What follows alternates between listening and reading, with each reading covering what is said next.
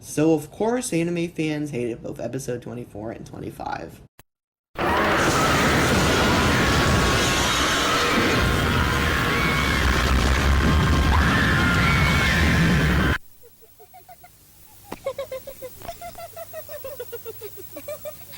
So yeah, anime fans were pretty angry and unsatisfied with how the show ended. Like I mentioned before, leaving them confused, and I mean, I get why. Gainax got filled with backlash thanks to these episodes. They got mail, email, and even stuff spray painted on their walls outside of the Gainax building, and all of this was filled with nothing but nice things. That is of course sarcasm, because all of it was death threats.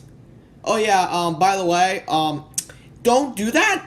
That's not cool. Nobody should go through that. Okay, thanks. But thanks to these angry dweebs who wanted to see more robot fighting and less therapy, Gainax launched a project to create a film ending the series in 1997. Releasing the recap movie Evangelion Death, and then a year later releasing the full project, later known as The End of Evangelion. And it's a common belief that it was made as a form of revenge against Evangelion fans that were unhappy with the existing ending of the TV series. But although we never really got direct confirmation of that being the case. But nevertheless, here we are. So strap in your seatbelt, folks, as it all comes tumbling down from here. Get it? Because it's a line from the funny song where everyone dies. Yeah, I'm really funny.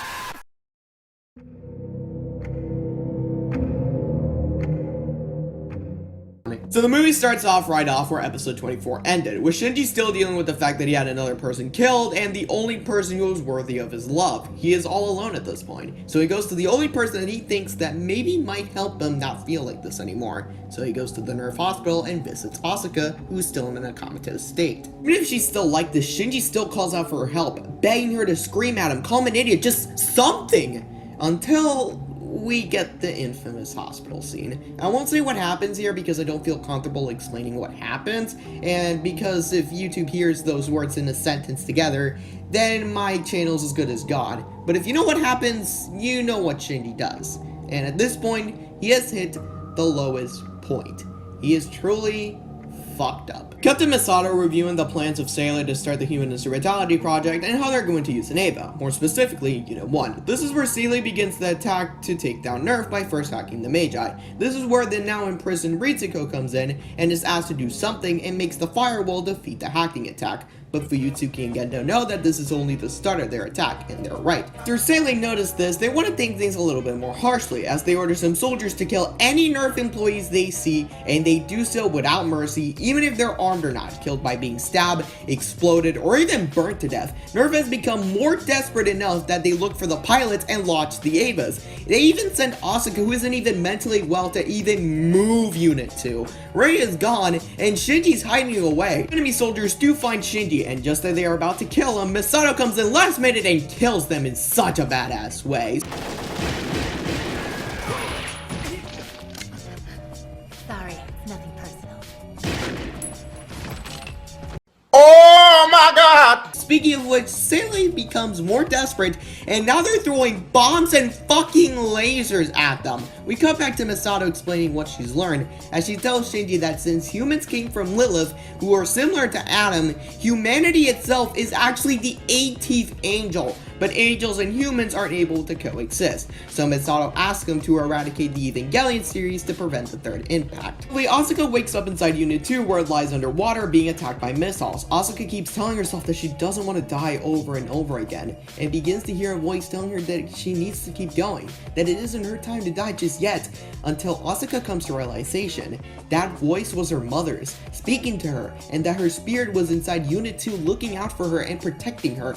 And before we know it, Asuka's back and stronger than ever. She's now able to protect herself and fight back against Sailor. But Sailor, oh no, they have something up their sleeves. Now, remember in episode 22, you know, when I did that analysis, when I said that there were talks about units up until 13 being made? Well, here they are, and they are terrifying. Like, god damn, the way they move, their laughter, and like their weird mouth thing, oh my god. Even though she just snapped out of her comatose state, and the battery of Unit 2 is running low, she is tasked to kill them, and the way she kills them is brutal. But god damn, I have to admit, they're absolute eye candy. It's clear that most of the time they spend the animation was on this scene, because all of them look flawless and flashy, and the way that this was all done in hand drawn, Like, that just surprised me, and it looks absolutely incredible. We cut back to Masato and Shinji as they're going to a backup elevator, and things to be going well until some soldier appear and... Oh no, bro. So yeah, Masato's dying, and I was not mentally prepared to let that happen. She asks Shinji one more time to fight back and gain closure as a pilot and figure out who he is. He gives him her signature cross necklace, and to boost his confidence one last time, she proceeds to kiss him. Was that the morally correct thing to do? What are you talking about? Fuck no, baby! And were there better ways to boost his confidence? Absolutely. However, from what we have learned from the show, this seems like the most appropriate way she could have interacted with him for the last time, since she, Shinji, and the audience knew that she wouldn't survive. And so she pushes him to the backup elevator, and we see Masato for the final time. Then she collapses to the ground, and in her dying breath, she asks Kaji if what she did was the right thing, and, well, you know the rest. We cut to Shinji, and he just cries uncontrollably. Props to the VA for Shinji, because this sounds like this dude is about to die or something. Oh god. So we cut to Gendo and Rei arriving at the place where Lilith is, where Ritsuko awaits them both as she asks her mother one final request, and that is to ask the Magi to self-destruct and die with her. But one of the parts of the Magi denies her request to explode, giving the chance to Gendo to pulling a fucking gun and saying his final words to her before killing her. Never hear what he says, but whatever he says, Ritsuko calls him a liar and she gets shot at by Gendo. We cut back to Asuka fighting the other Evas until one of them throws a weapon at it, but it suddenly turns to a replica of the Spear of Longinus and it goes straight into Unit 2's eyes, impaling Asuka's eyes in the process.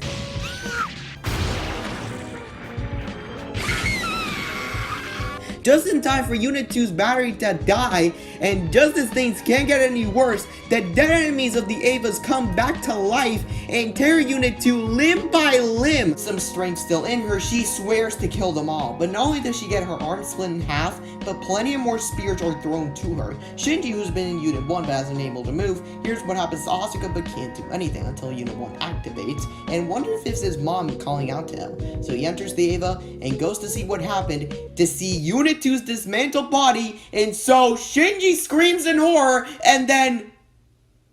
Wait, what the fuck? So yeah, the credits in the movie start in the middle of the movie, which is kind of weird. It kind of left me confused, but apparently this serves as an intermission to the movie. You know, maybe it would be a good time for me to put one as well, but unfortunately I don't have one. Do I? We interrupt this program to bring you...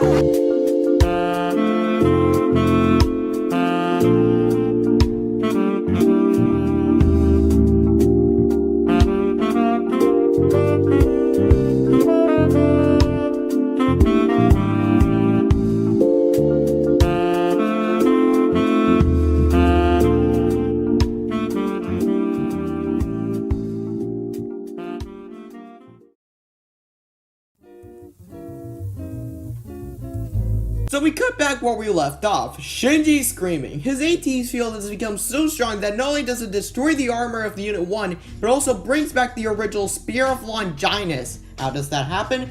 I don't know, but here we are. All according to Sele's plan as they begin the ceremony to start the third impact. So the other Evas decide to fucking crucify Unit 1 and they begin the ceremony, exposing the Black Moon, the origin of humanity itself. Back to Rei and Gendo, he plans to use Rei as a mean to merge Adam and Lilith so he can get the chance to see his wife again. This has been the goal throughout the entirety of the show. However, one thing he never thought through is that what if Rei ultimately decided to refuse his wish?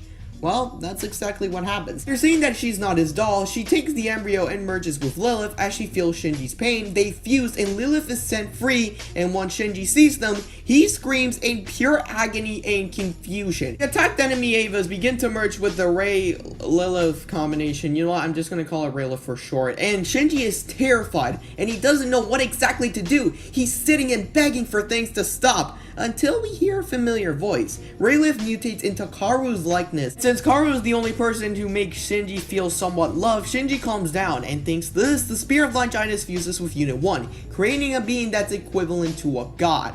And now it's up to Shinji to decide to whether save humanity or destroy it and let the third impact happen. It's not like Shinji's actually going to allow himself to let the third impact happen, right?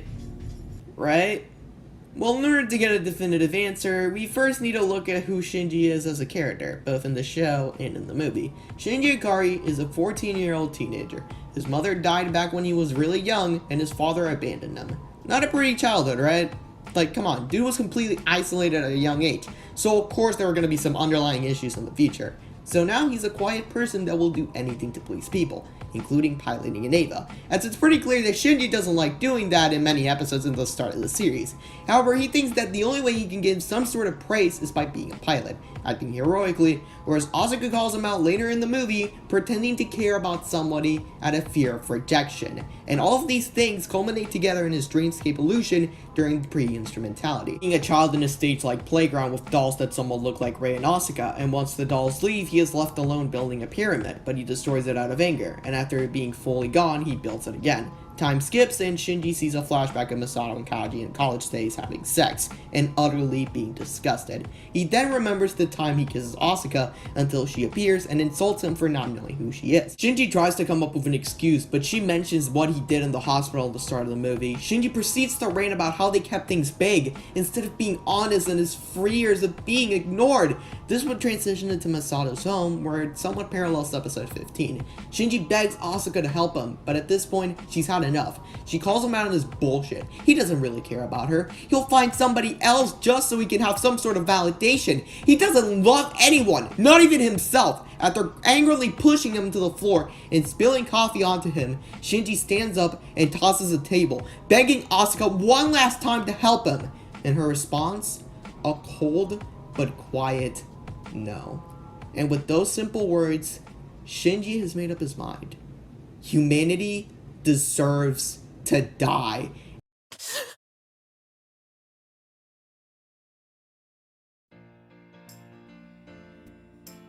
And with this, the Human Instrumentality Project begins. Rayleigh obtains the Black Moon and generates an AT field so strong that it destroys all human life, turning them into some sort of orange-like fluid. And before they die, they see something that makes them accept instrumentality. All except for Gendo. He got what he wanted, to be reunited with his wife, but at the cost of human life, and ran away and let himself not feel loved anymore. This is literally the worst case scenario of Shinji. He comes to an understanding of his faults and accepts his punishment, as he apologizes to his son before getting his upper half of his body bitten off by Unit 1, and assimilates the spear, and Unit 1 get absorbed by Rayleigh, with the echo of voices starting to get louder, with a bunch of flashing lights, with the echoes of Rei and Masato's voice telling Shinji to become one with them, so his pain stops, and then we get more images, and what even is going on anymore? Wait, we're back in reality. But why? Well, it's actually quite simple. To separate fiction from reality. Not only from Shinji, but to the audience as well. Hence why I think Rei and Shinji speak about dreams in this scene. The movie compares Shinji creating a substitute of reality, where it's devoid of harshness of the real world, to how many people use their love of this show as a form of escapism. We need to come to the term that at some point, while we love it, we need to return to reality. Suddenly, we're back in the show, and Rayleigh's neck cut opens and begins to collapse. We cut back to Shinji and Rei emerging, but Shinji decides to refuse, accepting the consequences, and holds Rei's hand and accepts her as a person. He explains how he used to think that bad stuff happened in reality, but comes to term that running away didn't help either. He finally comes to term that maybe, just maybe, he wants to return home and begin to reconcile his connection with others. And with that, Shinji refuses instrumentality, escapes Rayleigh's body, and the soul of everyone returns back to Earth, and the corrupted enemy Evas begin to decay as well. This also includes Unit 1, who slowly fades away into space. Shinji then speaks to his mother for the first and final time. As Yui asks him if he's going to be okay, Shinji replies that although he is not sure, but he is sure that he is happy being himself. And Shinji once again accepts himself and wishes his mother one last goodbye, and he returns home. He finally learned to love himself, but at the end of the day, look what all happened. Shinji caused the literal end of the world just to feel loved. While I am glad that he finally learned to love himself, man, it did not cost everyone's life. And to think that we still have one more thing to talk about. So we are back on Earth. From the looks of things, time has passed, and surprisingly enough, Asuka's actually alive. How she got her injuries patched, or even how she survived, is not my problem anymore, since at this point I gave up trying to think too hard about this franchise. Everything seems about normal as it could get until Shinji hears a footstep. It's an illusion of Rei seemingly paralleling the first time we saw her in the show, and as quickly as she appears, she quickly disappears. He sits down and then proceeds to strangle Asuka. Now, I've heard many interpretations of what this could mean and why exactly he's doing it. It's mainly out of anger, revenge, or the one I think it is, he strangles her to see if he's still in a made-up world, or in reality. But then, Asuka does something that both surprises Shinji and the audience. Instead of acting with aggression, she rubs her hand in his cheek as a form of compassion. Shinji begins to break down in tears, not knowing if he's in reality, and then it fades away with Asuka saying these iconic lines to end this bittersweet but beautiful conclusion to the original franchise. Disgusting. And with that, I'm done talking about the Evangelion franchise. Right?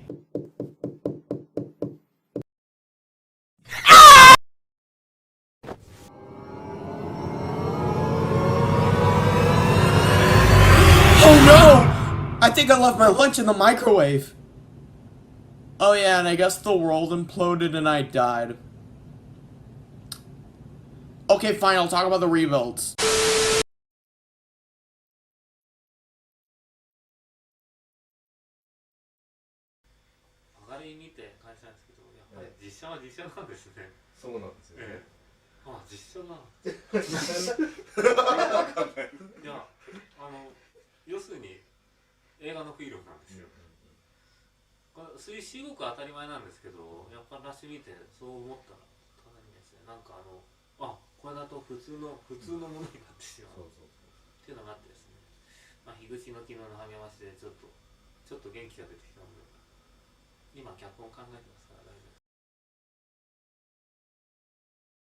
So the Evangelion rebuilds. Where do I begin? The Evangelion rebuilds are 4 movies that, well, rebuild and continue the world established in the Evangelion franchise here. He has speculated that the reason why the rebuilds even exist in the first place is because Ono couldn't really move on from the franchise, as shown in a 2021 documentary of the making of the 4th movie, Thrice Upon a Time. Now listen, I don't hate the rebuilds. In fact, I think there's a lot of aspects in this movies I like better than the original anime. The 2D animation has gotten better quality to it, more of the movement of the characters seem more lively than ever before, though I do prefer the more unique look of the original anime, plus there is an overuse of 3D animation here and there that is rather noticeable, and sometimes it just looks weird, and not in a good way. There are also some changes here and there that I actually really do like Shinji and Gendo actually having some sort of resolution at the end, and giving Kaoru more development as the character is also pretty nice. Other than those things, I feel like the rebuilds are more or less a step down from the original series, and we have 4 movies to talk about, so let's get to it. First movie we have here is Rebuild 1.0 You Are Not Alone, and it's basically a recreation of some of the original anime's episodes, more specifically episode 1 through 6, with very minor changes here and there. For example, the introduction of Lilith and Kaoru is earlier than their initial appearance, and while it is, like I mentioned before, a retelling of the original anime's first couple of episodes, I still do think it's a pretty good start to the rebuild. It's a weird introduction, but it's a cool one nonetheless, that left me wondering what these movies will go in the future. As for my thoughts on these movies, well, everything that I like and dislike about episode 1 through 6 can be applied here, but overall, it's alright, pretty solid nonetheless.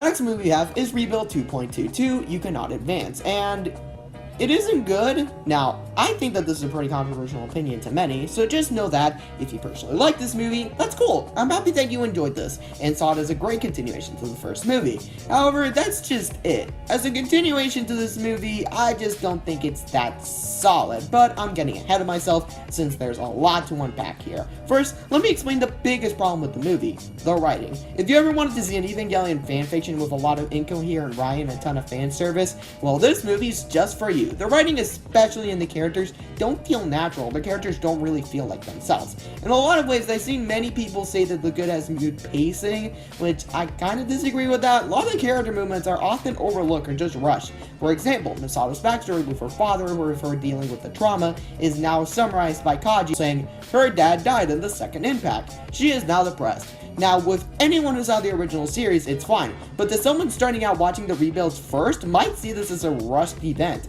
or not even know that they're just scratching the surface. Of course, not all the characters in this movie are like this. In fact, there's some characters that have been expanded and definitely made better characters. The biggest example I can think of is Rey. Overall, I think that Rey is probably the most fleshed out character in these movies. Many people don't like this. I personally find it to be a good breath of fresh air having a character that is meant to be soulless to have some sort of humanity in their character ever since the first movie. One of the newer introduced things in this movies is a new character to the franchise named Mari, and I'm gonna be completely honest, I don't like Mari at all. Here's the thing about her, she feels completely out of place. For the most part, the anime series managed to be realistic with its interpretation of its characters, mainly with their personality and struggles. Mari just seems like your typical anime girl from a different show. She has no struggles in her life because she's already overcome them. I think the best way I could describe Mari is that instead of being an actual character, she just feels like a plot device that offers a lot of fan service. Speaking of fan service, this movie sure does have a lot of it, and it's annoyingly distracting. Now, don't get me wrong, the original show did have its fair share of fan service, but it was few from far between, plus we mostly saw it from Shinji's perspective. Instead here, we have more pointless ass shots than Rey having voice lines in the original anime.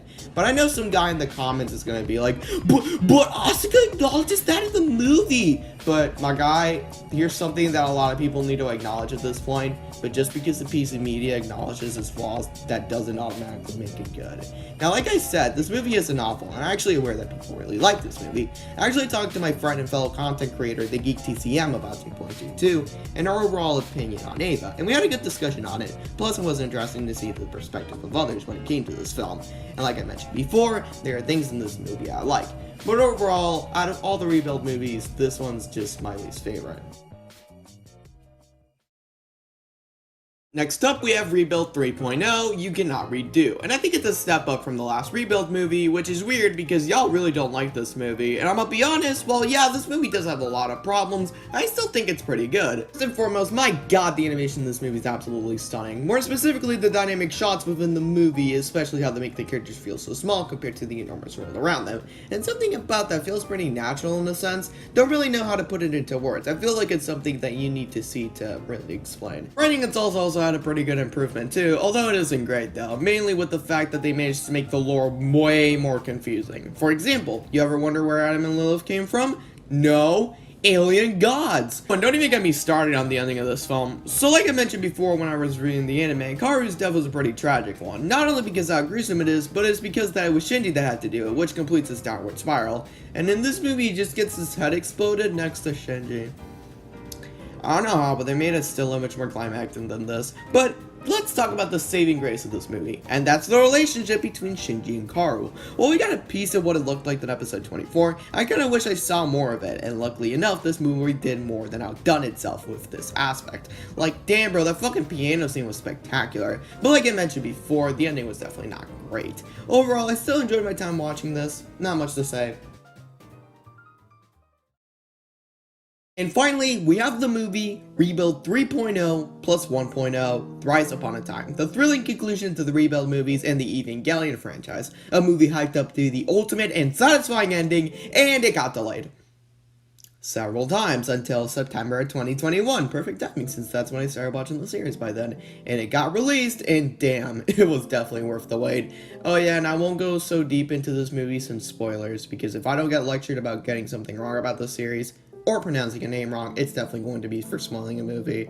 So yeah, I might as well save my breath.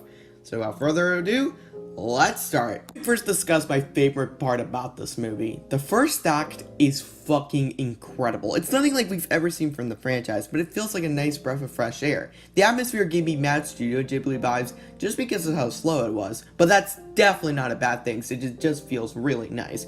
Now, what I respect a lot about this movie is how much development is given to the characters like Rei, Shinji, and especially Gendo, with Act 3 serving as a very fitting conclusion to Gendo's relationship with Shinji. In fact, a lot of fitting conclusions came from this movie, although it isn't really that perfect. The second act of this movie is not not really the best, since it's filled with a lot of action sequences. That's not a bad thing, you might say, but to me personally, making the Evangelion fight scenes 3D just doesn't really feel that impactful. In fact, it just feels kind of slow.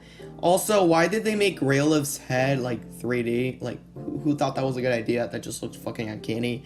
Now, let's talk about the aspect that really made people split in this movie. That is the ending. As many people thought it was too happy or not very satisfying. But to me personally, I think that the ending of this movie is just fucking perfect. Overall, while I think that the end of Evangelion is a better movie, as an ending to the rebuild and the franchise, Thrice Upon a Time is a fitting conclusion, as it not only ends Shinji's story, but Anno's story with the series too. This is a mark that shows how much Anno has changed since the original series. And for that, even though I'm not the biggest fan of these movies, I really do respect them for this.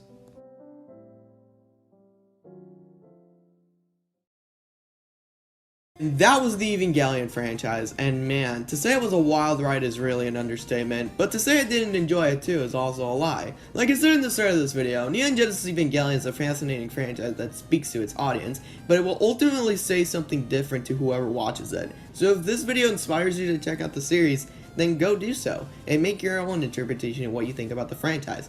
I can definitely tell you this, it's unlike anything you've probably ever seen. Anyways, this has been Manual D, and how the fuck do I get out of this place? Maybe you can help me. That's right, you in the audience. Yeah, you watching the video. I know a way that you can help me.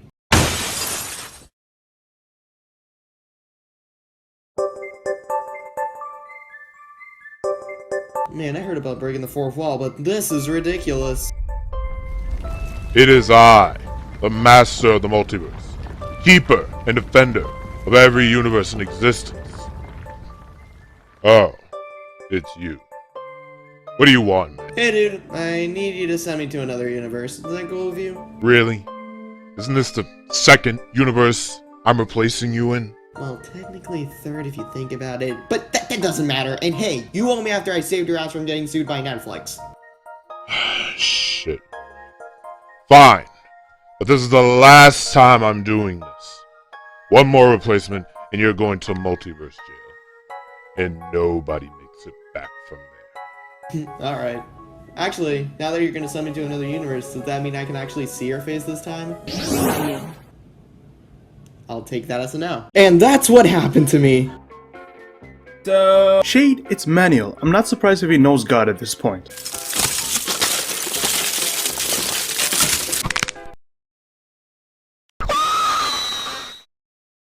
Hey yo, what the fuck?